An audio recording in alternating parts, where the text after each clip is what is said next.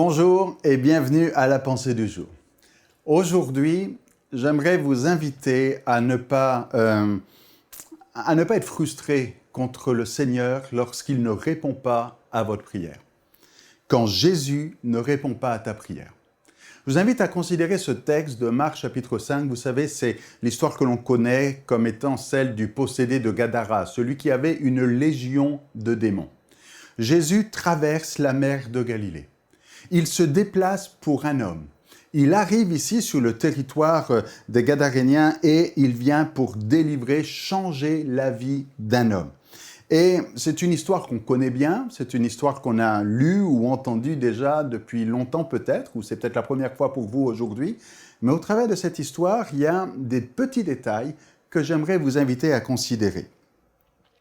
Quand Jésus arrive, cet homme possédé d'une légion de démons, eh bien, vient auprès de Jésus et commence à prier Jésus et supplie Jésus. Marc chapitre 5, verset 9, la Légion dit, Légion est mon nom, nous sommes plusieurs, et au verset 10, il dit, il le priait instamment de ne pas les envoyer hors du pays. Il le priait instamment.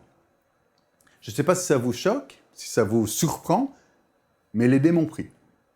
Les démons prient Jésus. Et c'est bien le verbe prier, j'ai vérifié en grec ici, les démons prient Jésus de ne pas les envoyer hors du pays.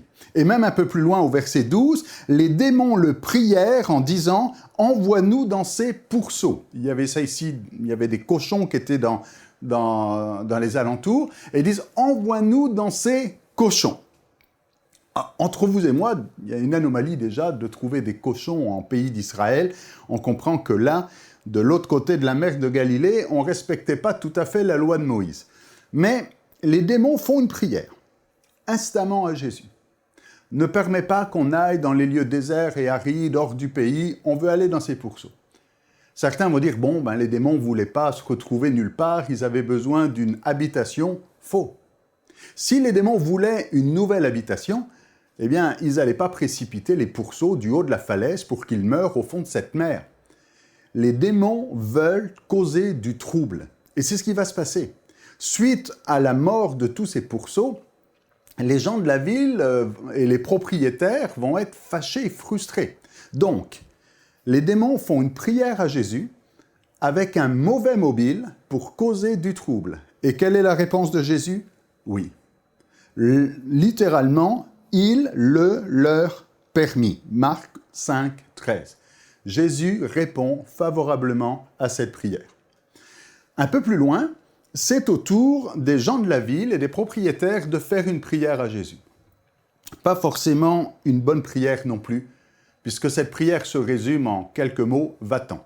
On ne veut pas de toi ici, retourne d'où tu viens. Et on a ça dans Marc chapitre 5, versets 16 et 17. Ceux qui avaient vu ce qui s'était passé leur racontèrent ce qui était arrivé aux démoniaques et aux pourceaux. Alors, ils se mirent à supplier Jésus de quitter leur territoire. Ils supplient Jésus de quitter leur territoire. On ne peut pas dire que ce soit une bonne prière, ça. Jésus, on ne veut pas de toi, va-t'en. Et pourtant, Jésus répond à cette prière. C'est le mot prière, c'est le verbe prier qui est là encore. Il prie Jésus de partir, Jésus répond. Et vous allez dire, mais pourquoi est-ce que j'insiste sur ça ? Parce que quand l'homme qui a été délivré, sa vie a changé, il est complètement transformé. Quand lui prie, Marc 5, versets 18 et 19, quand le démoniaque lui demanda la permission de rester avec lui, Jésus ne le lui permit pas. Quand les démons prient avec un mauvais mobile, Jésus dit oui. Quand les gens de la ville disent « parte », Jésus dit oui. Et quand cet homme qui dit une prière formidable, Jésus, maintenant que tu as changé ma vie, maintenant que tu m'as transformé, maintenant que tu m'as libéré, je veux rester toujours avec toi, je veux pas te quitter, où tu vas, j'irai, je veux marcher avec toi, je veux être tout près de toi, je veux être près de ton cœur, je veux plus te quitter, Jésus dit non. Et peut-être que vous vivez ce même genre de frustration. En disant, je ne sais pas ce qui se passe, je prie, le Seigneur ne répond pas à ma prière. Je dis, Seigneur, viens me secourir, viens me délivrer. Le Seigneur dit non, et pourtant, c'est comme s'il disait oui aux autres, là, des mauvaises prières. Il y a peut-être des gens autour de vous, il y a peut-être toutes sortes de choses qui se passent autour de vous, comme des fois la frustration du psalmiste qui dit, les méchants, eux, ils prospèrent, mais le juste. Et on est là dans cette frustration de dire, mais comment ça se fait, Seigneur, que eux, il semblerait que tu répondes à leurs prières, et que toi, tu as l'impression ce matin que le Seigneur a dit non à ta prière. Et c'est ce qui se passe. Le Seigneur ne lui permet pas. Et pourquoi le Seigneur ne lui permet pas? Parce qu'il a autre chose pour lui. Et il dit à cet homme, non, je ne te permets pas de rester avec moi. Mais voilà le plan que j'ai pour toi.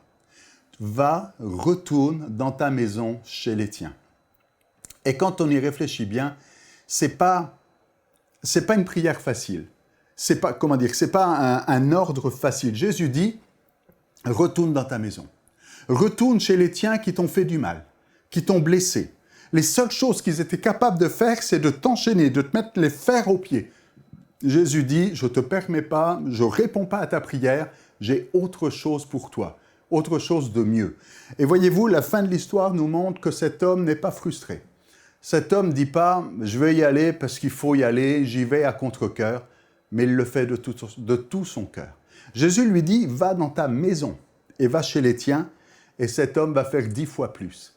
Il va annoncer tout ce que Jésus a fait pour lui dans toute la Décapole. Déca, 10, police, c'est la ville. Décapole, c'est 10 villes.